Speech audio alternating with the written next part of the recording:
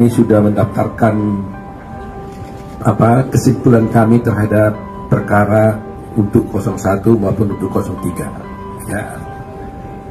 Saya hanya ingin menyimpulkan saja, setelah berjalan perkara ini beberapa saat, kemudian sampai kepada kesimpulan, maka kita mendapatkan suatu hal yang terang dan jelas. Dan untuk mudahnya bisa kami jelaskan kepada semua masyarakat secara singkat, bahwa sesungguhnya perkara ini sesuai dengan nomenklatur yang ada di sini disebutkan, ini adalah perkara PHPU, yaitu perkara perselisihan hasil pemilu. Sehingga yang harus dipersoalkan menurut hukum acaranya itu adalah mengenai hasil suara yang diperoleh oleh masing-masing paslon.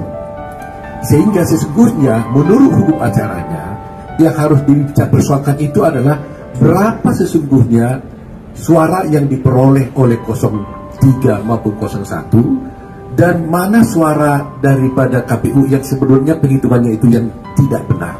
Itulah sesungguhnya perkara ini.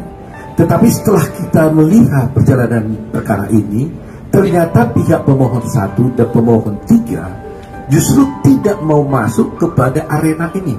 Mereka masuk kepada arena bahwa tidak mempersoalkan dan tidak mau tahu dengan hukum acara yang ada, yang sudah diatur di dalam undang-undang pemilu, yaitu harus mengenai perhitungan suara. Mereka masuk dengan mengatakan, kami mengajukan gugatan bukan dengan PKPU, kami mengajukan gugatan adalah dengan dasar adanya kecurangan-kecurangan yang diduga dilakukan oleh 02, sehingga mereka memohon diskualifikasi. Jadi inilah dua persimpangan jalan di dalam perkara ini. Supaya masyarakat tahu, hukum acaranya sudah tegas menyatakan dan tidak boleh dilanggar. Yang dipersoalkan itu harus mengenai berapa suara yang Anda peroleh. Tetapi sekarang yang dipersoalkan ternyata adalah ada kecurangan-kecurangan yang menurut kami sebenarnya tidak merupakan ranah MK. Ya, dan kebetulan pula tidak ada bukti-bukti tentang kecurangan itu.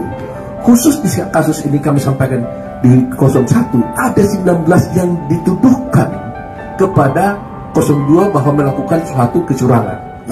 Ternyata setelah kami lihat satu persatu dari 19 ini di kesimpulan ini kami uraikan dengan jelas, satu pun tidak terbukti adanya kecurangan tersebut, ya kan? Jadi kita lihat tadi itu, bahwa saya katakan tadi itu sebenarnya kalau kecurangan ini ranahnya ini ranah Bawaslu. Bawaslu yang harus memeriksa perkara kalau ada kecurangan. Walaupun demikian, kami juga uji di persidangan, ternyata kecurangan itu tidak bukti. Jadi dari segi prosedural sebenarnya ini sudah salah. Nah, sekarang apa yang mereka tuntut dan selalu digaungkan di media-media massa? Mereka mengatakan haruslah Mahkamah Konstitusi berani mengambil satu keputusan yang substansif, seakan-akan keadilan yang progresif. Nah, tidak mungkin Mahkamah Konstitusi mengambil suatu keadilan substansif berdasarkan suatu hukum acara yang tidak ada. Kalau tidak ada hukum acaranya, tidak ada aturan mainnya, bolehlah kita mengambil suatu res findi, penemuan hukum. Tapi kalau sudah diatur acaranya seperti ini, hukum acara seperti ini, aturan mainnya seperti ini nggak boleh ditabrak.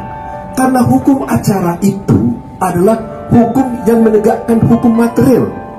Gitu loh, tanpa adanya hukum acara, hukum materialnya tidak akan tegak. Coba bayangkan ada suatu peristiwa pidana, tapi hukum acaranya dipakai berbeda-beda, ya akan kacau balau. Katakanlah hukum acaranya banding 14 hari umpamanya. Lantas yang lain mengatakan, enggak, saya boleh 7 hari. Yang lain bisa hanya 2 hari. Kan kacau. Dan hal itu membuat tidak adanya kepastian hukum dan keadilan. Jadi inilah supaya masyarakat tahu bahwa ada dua pemikiran dan persimpangan jalan. Kami tetap berprinsip kepada hukum positif, hukum yang berlaku, yang sudah diatur dalam Undang-Undang Pemilu, bahwa perkara yang harus diperiksa di dalam perkara ini haruslah mengenai perolehan jumlah suara yang diperoleh oleh masing-masing paslon, bukan mengenai soal kecurangan-kecurangan. Itulah penjelasan kami, ya. Mungkin Pak Korban bisa menambahkan. Sebelum di awal perkara ini, semua masyarakat mengatakan kok nggak imbang pengacaranya. Yang hadir ini semua pengacara-pengacara top, yang sudah puluhan tahun berperkara. Yang di sana Refri Harun nggak pernah bersidang. Pengacaranya 0 berapa itu? 01. Mulia Lubis cuma konsultan. Anda bisa lihat ya betapa hancurnya pembelahan mereka. Inti pokok dari permohonan mereka adalah adanya kecurangan, rakyat disogok dengan bansos. Kalau Sami jadi pengacaranya, pengacara perkara yang street lawyer yang sudah puluhan tahun, harusnya saya akan kumpulkan 5 masyarakat dari tiap kabupaten penerima bansos, terutama yang berpihak, bawa ke MK ratusan. Ini mereka tidak lakukan. Mereka terpengaruh sama filsafat kosong dari Rocky Gerung. Yang dibawa adalah filsuf Kristen, yaitu Romo, sama psikolog. Bagaimana suatu peristiwa perbuatan melawan hukum dibuktikan mau dicoba dibantah dengan psikolog sama etika sama Romo ahli gerejani. Jadi benar-benar pembelahan mereka itu seperti saya bilang di awal, benar-benar pepesan kosong, ya. Jadi jangan nangis kalau kalah. Nah itu aja. Rocky Gerung, saya tantang kau